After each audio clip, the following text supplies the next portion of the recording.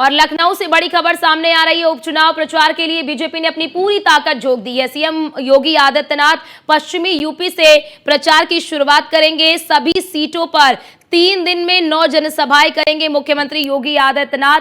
8, 9 और 11 नवंबर को सीएम योगी आदित्यनाथ जनसभाएं करेंगे। डिप्टी सीएम केशव प्रसाद मौर्य और ब्रजेश पाठक भी जनसभाओं को संबोधित करते हुए नजर आएंगे। 8 नवंबर को गाजियाबाद, कुंदरकी और मीरापुर में मुख्यमंत्री योगी आदित्यनाथ जनसभा को संबोधित करेंगे। 9 नवंबर को सीसामऊ, करहल और खैर में सीएम योगी आदित्यनाथ जनसभा को संबोधित करेंगे। 11 नवंबर को कटेरी, फूलपुर और मझवा में मुख्यमंत्री योगी आदित्यनाथ जनसभा को संबोधित करेंगे। प्रभारी मंत्रियों को अपने अपने प्रभार वाली सीटों पर प्रवास करने के निर्देश दे दिए गए हैं। यूपी बीजेपी ने भी पदाधिकारियों को सभी 9 सीटों पर उतारा है। फूलपुर सीट पर मंत्री राकेश सचान और मंत्री दया शंकर सिंह जो है वो प्रवास करेंगे। कटेरी सीट पर मंत्री स्वतंत्र देव सिंह, संजय निषाद और दया शंकर मिश्र प्रचार करते हुए नजर आएंगे। कुंदरकी सीट पर जेपीएस राठौर, जसवंत सैनी, गुलाब देवी जो है वो प्रचार करते हुए नजर आएंगे। गाजियाबाद सीट पर सुनील शर्मा, ब्रजेश सिंह और कपिल देव अग्रवाल जो है वो प्रचार करते हुए नजर आएंगे। खैर सीट पर मंत्री लक्ष्मण नारायण चौधरी प्रचार करते हुए नजर आएंगे।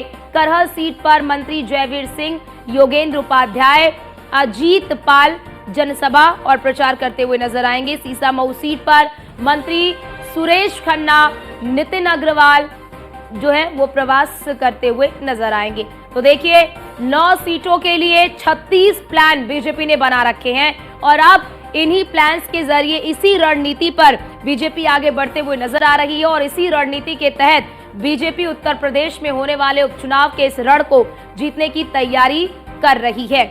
मुख्यमंत्री योगी आदित्यनाथ इसमें अपनी पूरी ताकत झोंकते हुए नजर आ रहे हैं और हमारे साथ हमारे संवाददाता एसके वाजपेयी फोन लाइन पर जुड़ चुके हैं। एसके, अब प्रचार की शुरुआत हो रही है, बीजेपी की प्रचार की शुरुआत तो होने वाली है। क्या जो विपक्षी पार्टी है समाजवादी पार्टी, उनका प्रचार कब से शुरू होगा? हाँ बिल्कुल, सपा ने भी अपने 39 स्टार प्रचारकों की सूची जारी की है। हालांकि अभी तक सपा की तरफ से बड़े पैमाने पर प्रचार नहीं किया गया है। संभवतः सपा अध्यक्ष अखिलेश यादव 9 तारीख से प्रचार शुरू करेंगे, जिसमें वो महत्वपूर्ण सीटें जहां पर समाजवादी पार्टी बेहतर परफॉर्म कर सकती है वहां पर वो प्रचार करेंगे। जहां वो करहल सीट, सीसामऊ सीट और साथ ही साथ कटहरी में प्रचार करेंगे, तो वहीं 10 तारीख को अखिलेश यादव का मीरापुर सीट पर भी प्रचार का कार्यक्रम है।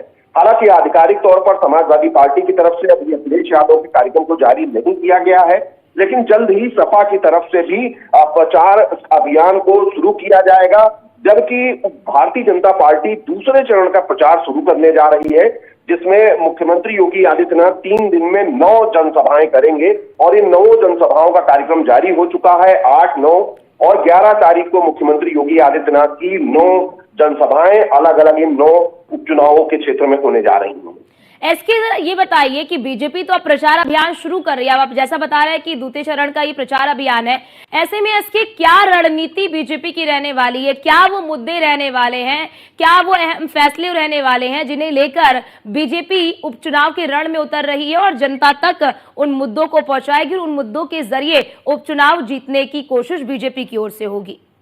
बिल्कुल, अगर हम देखें तो भारतीय जनता पार्टी मुख्यमंत्री के नारे बटेंगे तो कटेंगे जैसे जो विषय है, इन्हीं को लेकर मैदान में उतरने जा रही है। क्योंकि अब तक भारतीय जनता पार्टी का जो प्रचार रहा है वो कहीं न कहीं इस पर केंद्रित रहा है।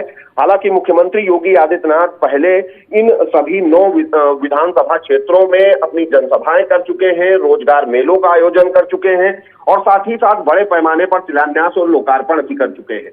तो निश्चित तौर पर अब उन मुद्दों पर फोकस करने की कोशिश होगी जिससे कि भारतीय जनता पार्टी को यहाँ पर फायदा मिल सके और भारतीय जनता पार्टी के प्रत्याशी इस उपचुनाव में जीत हासिल कर सके। तो निश्चित तौर पर वो मुद्दे काफी हावी होते हुए दिखाई दे रहे हैं, क्योंकि लगातार समाजवादी पार्टी की तरफ से भी ऐसे पोस्टरवार और अलग अलग सोशल मीडिया के जरिए इस मुद्दे को लेकर कहीं न कहीं बीजेपी पर हमला करने की कोशिश की जा रही है।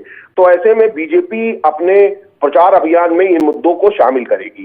और इसके जिस तरह से हमने देखा है कि सभी को अपना काम बांट दिया गया है, सभी को अपनी अपनी जिम्मेदारी दे दी गई है, सभी सीटों पर सभी मंत्री हो, प्रभारी हो, नेता हो, सबको अपनी अपनी जिम्मेदारी दे दी गई है। ऐसे में न केवल मुख्यमंत्री योगी आदित्यनाथ बल्कि अब उन मंत्रियों, उन विधायकों, उन नेताओं की भी जिम्मेदारी यहां पर होगी कि उनकी क्षेत्र में क्या पकड़ है, उनकी क्या लोकप्रियता है, ये उपचुनाव साबित कर देगा।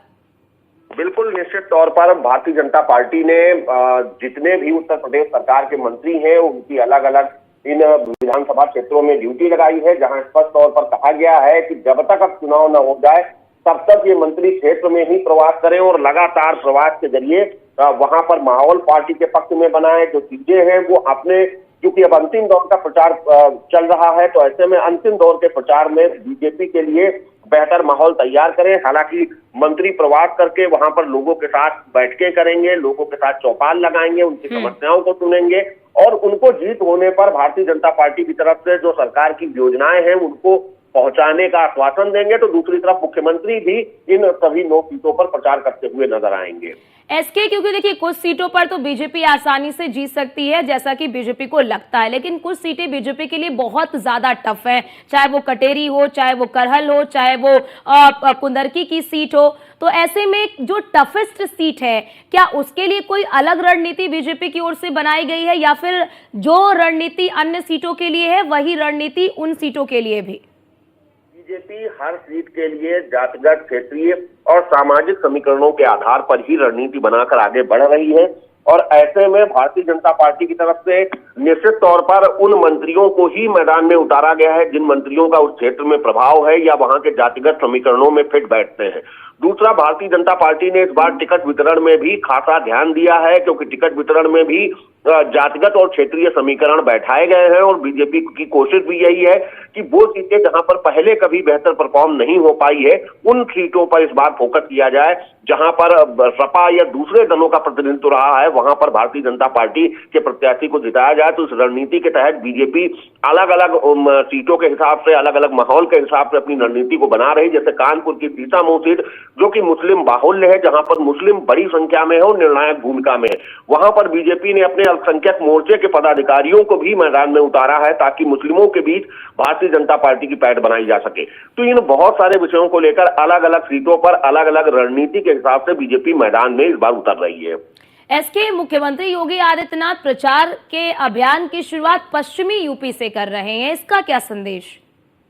बिल्कुल, अगर हम देखें तो भारतीय जनता पार्टी ने हमेशा पश्चिमी यूपी पर फोकस किया है, क्योंकि 2022 के चुनाव में भी जो समाजवादी पार्टी पश्चिमी यूपी पर कहीं न कहीं ज्यादा भरोसा कर रही थी, उसको उम्मीद थी कि पश्चिमी यूपी से उसका बेहतर रिजल्ट आएगा। तो ऐसे में बीजेपी ने पश्चिमी यूपी में बेहतर परफॉर्मेंस करके कहीं न कहीं ये साबित किया था कि उत्तर प्रदेश में भारतीय जनता पार्टी काफी मजबूत स्थिति में है और पश्चिमी यूपी में ही बीजेपी को ज्यादा सीटें मिली थी। यही एक वजह है कि मुख्यमंत्री पश्चिमी यूपी पर ज्यादा फोकस कर रहे हैं और कोशिश कर रहे हैं कि वो सीटें जो पश्चिमी यूपी में भी अगर बीजेपी के पास नहीं रही हैं तो उन पर भी कहीं न कहीं अपना प्रतिनिधित्व लाया जाए, वहां पर भी अपने प्रत्याशियों को जिताया जाए। तो मुख्यमंत्री पश्चिमी यूपी से ही अभियान की शुरुआत करेंगे और उसके बाद बची हुई सीटों पर मुख्यमंत्री योगी आदित्यनाथ की जनसभाएं होंगी। ठीक है, बहुत शुक्रिया इसके आपका हमारे साथ जुड़ने के लिए और महत्वपूर्ण जानकारी हमारे दर्शकों तक साझा करने के लिए कि किस तरह से बीजेपी रणनीति बनाकर आगे बढ़ रही है और समाजवादी पार्टी भी जल्द ही चुनाव प्रचार की शुरुआत करने वाली है। फिलहाल यहाँ पर रुकते हैं छोटे से ब्रेक के लिए, ब्रेक के बाद फौरन हाजिर होते हैं। आप देखते रहिए न्यूज़ 1 इंडिया।